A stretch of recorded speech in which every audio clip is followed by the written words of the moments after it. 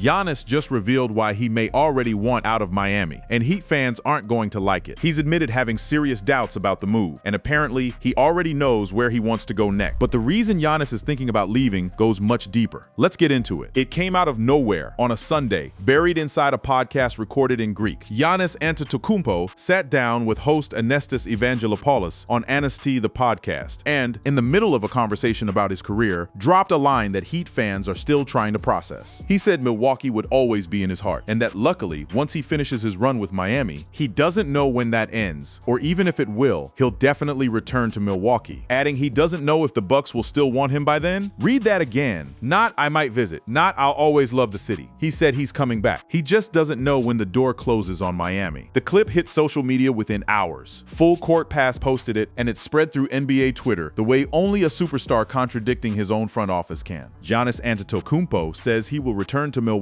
whenever he finishes this cycle with Miami, and it has become clear he still has a deep connection with the franchise that will never go away. Think about where this lands. Miami traded away 4 young players and a mountain of draft capital to get this guy, and barely 2 months into his first season wearing a Heat uniform, he's already narrating the chapter where he leaves. This isn't the first time he's said something like it either. Back during his final days in Milwaukee, sitting with longtime Bucks broadcaster Jim Paschke, Giannis was asked directly about ever coming home. That would be awesome, Antetokounmpo said of a potential reunion with the Bucks, adding it would be awesome if he could go play elsewhere and maybe come back. He even reached for a comparison, Kevin Garnett walking back into Minnesota years after he left, and the ovation that followed. That would be awesome if I could go and play and maybe come back, Antetokounmpo said, pointing to Kevin Garnett doing the same thing, and the standing ovation he got walking into the Timberwolves arena where people still love him. So the August podcast wasn't some spontaneous slip. It's the second time in 2 months he's put a shelf life on Miami out loud. And here's the part that should worry Heat president Pat Riley the most.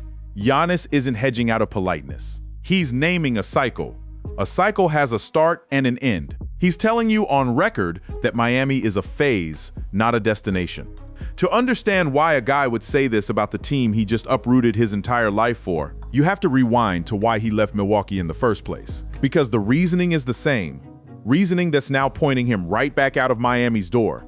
Antetokounmpo spent 13 seasons with the Bucks. He arrived as a 19-year-old rookie out of Greece with almost no basketball pedigree, and turned into a 2-time MVP, a Defensive Player of the Year, and the guy who delivered Milwaukee's first championship in 50 years, dropping 50 points in the clinching game. That's not a resume you walk away from lightly.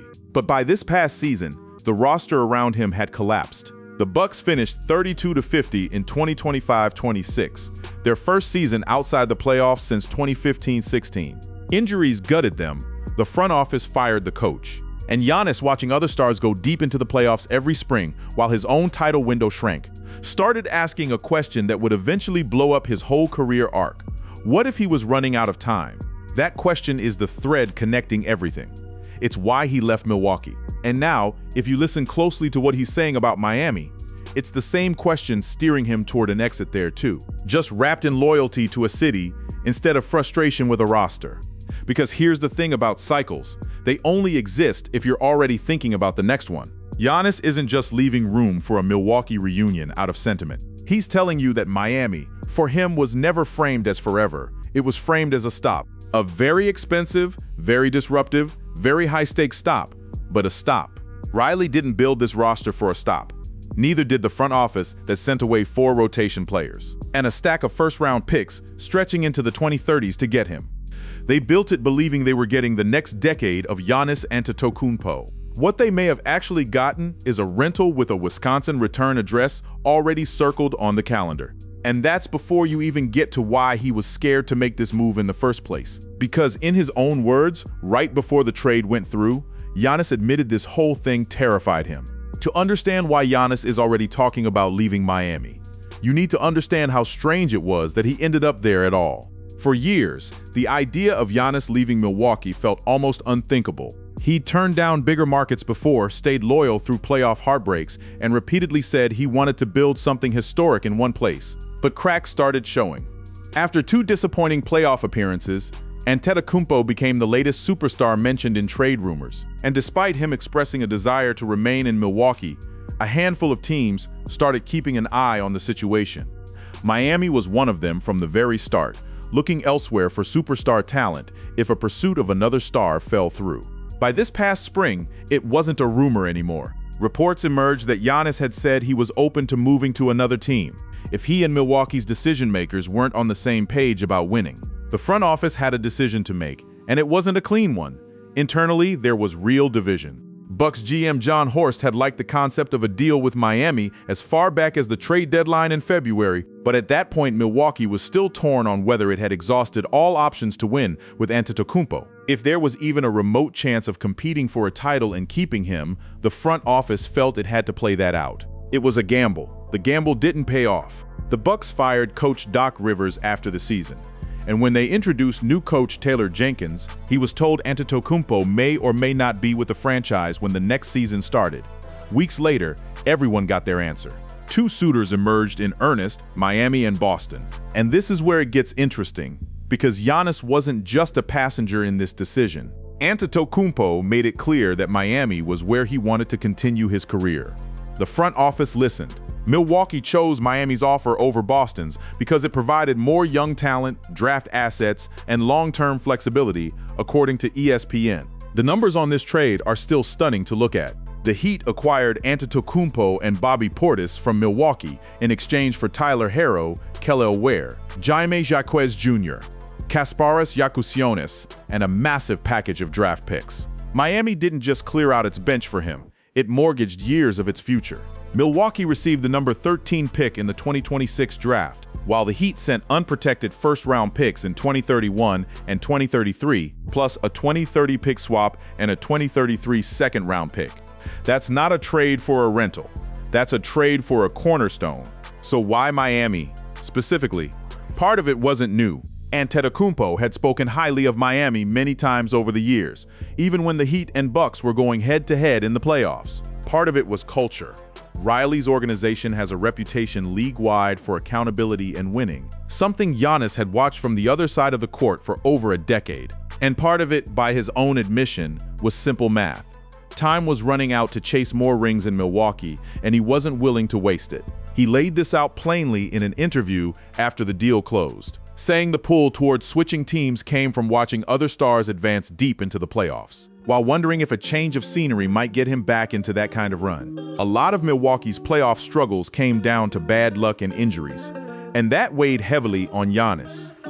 He didn't want to regret being stagnant while still in his prime. Milwaukee, for its part, didn't fight him on it. GM Jon Horst framed the move as mutual respect rather than a forced breakup. He wrote that few players in the history of professional sports have elevated a franchise, a city, and a fan base the way Antetokounmpo did for Milwaukee and the Bucks, thanking him and his family on behalf of the whole organization. The Bucks took into consideration what Giannis wanted, and that says a lot about the organization, which chose to reward arguably the greatest player in franchise history. But here's what almost nobody talked about in the frenzy of trade reactions and highlight reels. Even as he was walking into a brand new chapter with a real shot at a title, Giannis was telling anyone who'd listen that leaving felt less like an opportunity and more like a risk he was terrified to take. That fear, not excitement, is the emotional core of everything he's said since. And it's the piece that explains why leaving Miami eventually was baked into his thinking from day one. If you only watch the introductory press conference, Giannis smiling in a Heat jersey, Riley beaming next to him, you'd think this was the easiest decision of his life. It wasn't. In the interviews that came right before and right after the move, he described something closer to dread. Sitting down with Jim Paschke for what would be his final interview as a member of the Bucks. Giannis didn't sound like a guy chasing a dream. He sounded like a guy trying to talk himself into jumping off a ledge. He said the risk of not making the move scared him more than the move itself, that he worried about being 37 one day and asking himself why he never took the chance. I'm scared that maybe if I don't make that decision, that when I'm going to be 37, I'm going to say, why? Why didn't you take that risk? He said. It's a risk. That's not the language of a man who dreamed of Miami his whole life. That's the language of someone doing cost-benefit analysis on his own legacy in real time, on camera, with the clock ticking on his prime. He went further.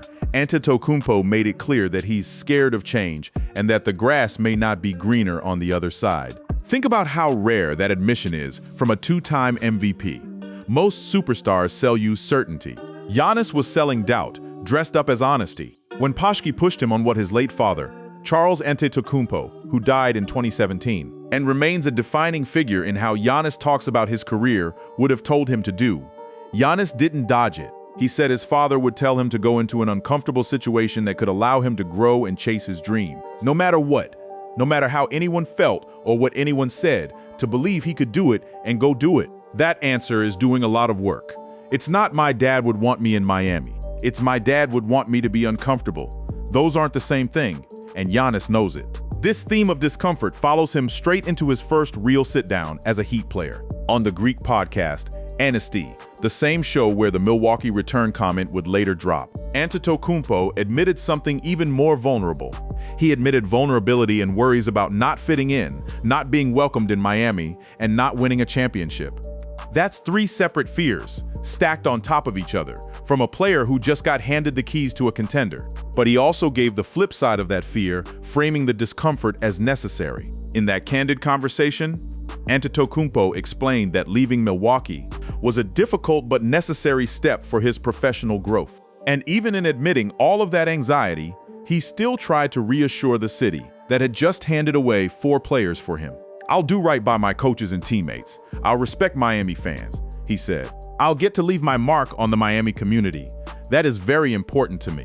There was also something almost symbolic in the small details. Swapping his number 34, the number retired in the rafters of his Milwaukee legacy, for number 7 in Miami.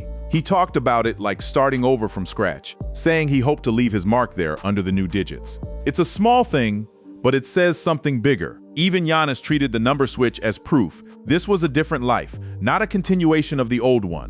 And that's really the tension sitting underneath every quote he's given since June. He's simultaneously trying to convince Heat fans he's all in, and trying to keep a rope tied back to Milwaukee in case this doesn't work out the way he hopes. He's not lying to either city. He's genuinely torn between the fear of regret if he'd stayed and the fear of regret if this doesn't pan out. That's not indecision. That's a man trying to hedge the biggest bet of his career, while still performing certainty for cameras every single day. Which brings us to the piece of this story that Giannis, more than anyone, keeps bringing up unprompted. Milwaukee itself. Not as a former employer, as home. Here's what makes the cycle comment land so hard. Giannis never actually talked about Milwaukee like a place he used to work. He talked about it like a place he still lives, even from 400 miles away. The clearest evidence of that came the day the trade became official, when Antetokounmpo released a tribute video directly to Milwaukee fans, instead of letting the front office's press release speak for him. He wanted to say it himself on camera, in his own words. He told the city it would always be in his heart, that it was his home, the place where he had his kids, where his mother lives, where his father is buried, where his brothers played basketball. "I want you to hear it from my mouth," Antetokounmpo said. "The city of Milwaukee will always be in my heart. This is my home. This is a place that I had my kids. My mom is here, my father is here, my brothers played here. It made me the man that I am today. That will never ever change." That's not a farewell speech. That's a man drawing a map back to a place he intends to return to, even if he didn't say it outright at the time. Horst answered in kind, calling the trade something done in the best interest of both sides, and thanking Giannis and his family on behalf of the entire Bucks organization for what he'd built there. Bucks general manager Jon Horst released a statement describing the trade as in the best interest of both the Bucks and Giannis, writing that few players in professional sports history have elevated a franchise, a city, and a fan base the way Antetokounmpo did, and thanking him and his family on the organization's behalf. That's the kind of language you use for someone you expect to see again, not someone you're erasing from the org chart. Not every response in Milwaukee was that warm, and Giannis knows it. Fans who watched him request his way out of the only NBA home he'd ever known weren't universally ready to applaud a farewell video, especially with the trade landing him on a rival roster. Fans in Milwaukee could be forgiven for not being ready to celebrate Antetokounmpo's relationship with the city, and he should not expect a warm welcome when the Heat first visit Milwaukee next season. But the same reporting that captured that tension also predicted the exact sentiment Giannis is now leaning into publicly. Given time, Milwaukee is expected to come around. The 13 years the city and Antetokounmpo shared featured 2 MVP seasons and a championship that can't be taken away. And while it won't happen next season, or likely anytime soon, at some point with time and healing, Milwaukee will surely be ready to embrace him again.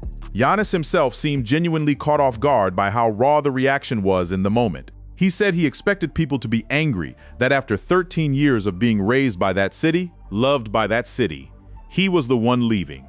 I thought the reaction of people would be, after 13 years, you've grown up here. We've loved you. This is your team and you leave us, he said, describing what he anticipated hearing from Bucks fans. That admission matters because it shows he wasn't naive about the cost of leaving. He knew exactly what he was risking with the fan base. And he's still telling that same fan base, months later, that he's coming back. He's also been careful never to frame Milwaukee's current chapter as something bitter or unfinished. In one interview after the dust settled, he described feeling at peace with how the split went down on both sides. Antetokounmpo said that he felt from both sides that it was time to move on. And in another, he made a point of saying he respected the direction Milwaukee had taken since and hoped the feeling was mutual. After all this took place, I feel like they're in a good place. I'm in a good place. I have so much respect for them, he said. I hope they have respect for me and for the things that I've done within that city. Put all of that together and you get a much clearer picture of what the cycle actually means to him. It's not that Miami did something wrong. It's not that the fit is failing. It's that Milwaukee was never something he mentally closed the book on. It's a chapter he paused, not one he finished. Every quote, from the tribute video to the podcast admission months later, points the same direction. He sees his career as a loop, not a straight line, and Miami is just the detour in the middle of it, which leaves one very real question hanging over both fan bases right now. What would an actual return even look like, and how long is Miami really supposed to wait? For the ending, Giannis has already started narrating. So where does this actually leave the Heat? On paper, Miami did everything right this offseason to build around him for the long haul. They didn't treat this like a 2-year rental. The roster underwent major changes since the trade. The Heat added Klay Thompson on a 2-year deal, retained Andrew Wiggins on a new extension, and Simone Fontecchio, and signed Tim Hardaway Jr. after sending out the core pieces from the Milwaukee package. That's an organization building a runway for a decade, not a season. Riley has said before that patience isn't really in his vocabulary when it comes to winning. He's on record saying he'd rather quit than be ordered into a rebuild, that he's always thinking of ways to win. We are not going into the lottery and do that insanity because I will quit. If I ever get ordered to go down that road, I'm always thinking of ways to win.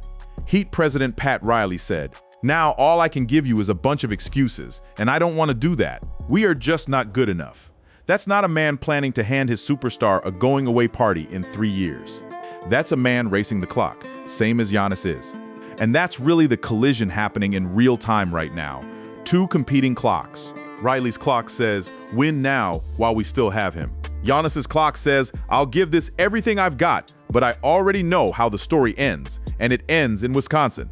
He's even given us the blueprint for what that ending could look like, borrowing it from someone else's career. The Kevin Garnett comparison wasn't a throwaway line. It was a preview. Garnett spent his prime building a franchise in Minnesota, left for a title chase elsewhere, and came home years later to a standing ovation and a jersey retirement. Giannis watched that unfold and filed it away as the version of his own story he'd like to live out. Kevin Garnett did the same thing, he said. I saw this clip of him walking into the Timberwolves arena, and the fans gave him a standing ovation, and people in Minnesota to this day love him. And Milwaukee has already told him on camera that the door is open whenever he decides to walk back through it. Paschke didn't hedge when he told Giannis directly that he'd always be welcome home, that he'd earned it, and that no matter what happened in between, that welcome would still be waiting. I would say that you could always come home, Paschke said. You've earned that. You will always be welcome here. He went further, promising that time wouldn't change how the city felt about him. No matter how the next chapter unfolded, they always will love you, Paschke continued. You've earned that. They won't take that away from you. That's the emotional contract sitting underneath every headline this offseason. Miami has the player. Milwaukee has the promise. And Giannis is the only one who knows how long the gap between those two things is actually going to be. He's been honest that even he doesn't have the answer. When he talks about the cycle with Miami, he genuinely doesn't know when it ends. Could be this contract, could be the next one. Could be 5 more championship runs from now. He still has years left on his current deal, and he's cast real doubt on his long-term future in Milwaukee. With recent comments, doubt that now cuts both ways, applying just as much to how long he stays in Miami. What he does seem certain of is the direction, even if the timeline is a blank. He doesn't know if the Bucks will even want him back by the time he's ready. I don't know if they want me then, Antetokounmpo admitted, even while insisting the return itself was not in question. For Heat fans, that's the uncomfortable truth sitting behind every highlight this season. Every big performance, every deep playoff run, every eventual banner, if it happens, is going to be measured against a countdown clock that Giannis himself started running. The moment he put on jersey number 7, he's not hiding it. He's not being cagey about it in interviews. He's telling both fan bases, in plain language, exactly how he sees his own story ending. Miami spent a fortune to write the next chapter of Giannis Antetokounmpo's career. Milwaukee never stopped believing it would get the final one. And for now, the only person who knows exactly when that final chapter starts is the one wearing a different jersey, thinking about a city 400 miles north every time someone asks him about forever.